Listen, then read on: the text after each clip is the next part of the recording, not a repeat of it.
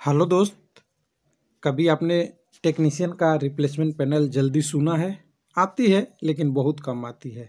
लेकिन यहाँ टेक्नीशियन का पैनल आया हुआ है और ख़ास करके एस&टी का सिग्नल एंड टेलीकॉम डिपार्टमेंट में, जिसमें मैक्सिमम पीसीएम वाले भी होंगे। हालांकि इलेक्ट्रीशियन वगैरह वगैरह की और भी अलाउ था।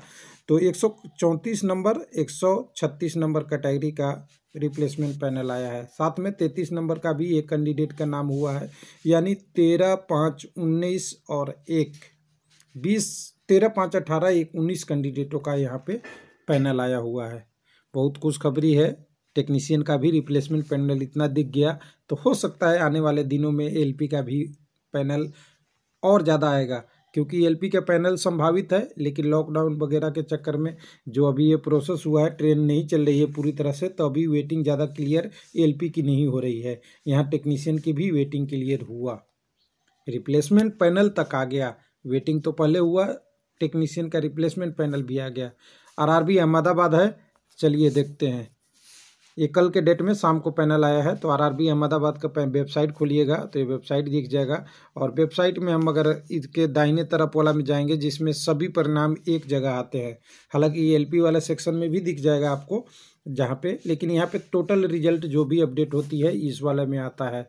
तो रिप्लेसमेंट पैनल यहाँ पे सारा पहले से ही आ रहा था। एक मिनट में अहमदाबाद फिर से खोल दूँ तो यहाँ पे आप देखेंगे तो नीचे की तरफ यहाँ पे आपको यहाँ replacement panel of category number 33 मैंने बोल दिया था, 34 है, 134 से 136 है। ये सिग्नल है, ये टेलीकॉम है और एक कैटेगरी और है। इसमें एक ही कैंडिडेट का नाम है।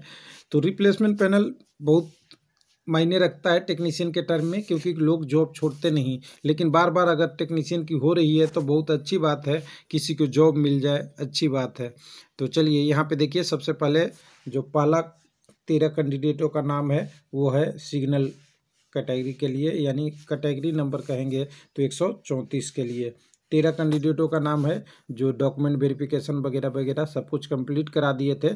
उसमें यूआर के 3, 6 ओबीसी के 2, आपका एससी का और 2 एसटी के कैंडिडेटों का रोल नंबर दिया हुआ है।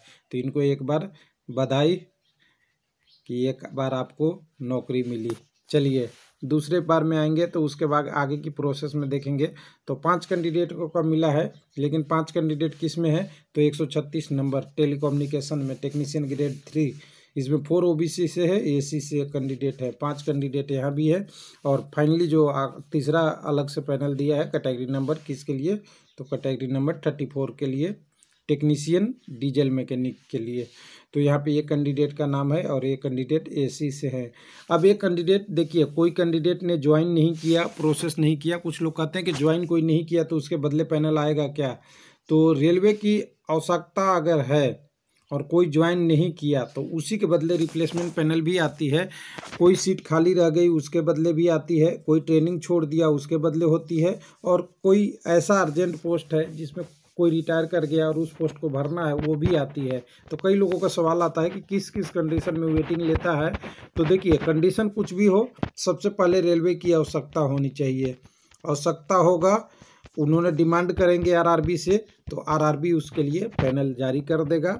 अगर आवश्यकता नहीं है, पोस्ट कितनी भी खाली है, तो वो पोस्ट नहीं आती है। ध्यान दीजिएगा, रेलवे में हमेशा पोस्ट खाली रहता है, लेकिन वो डिमांड नहीं होता या अप्रूव नहीं होता, जिस कारण से वो नहीं आता है। यानी सबसे पहली कंडीशन है आवश्यकता हो और उसकी डिमांड आरआरबी से ऑफिशियल लेटर द्वारा किया जाएगा, तब रिप्लेसमेंट पैनल या आपका दूसरे पैनल जो आते हैं बाद के पैनल वो सारे आते हैं। तो ये था डिटेल आज का। तो यहाँ पे 19 लोगों के लिए खुशखबरी टेक्नीशियन पैनल के लिए। थैंक यू, धन्यवाद।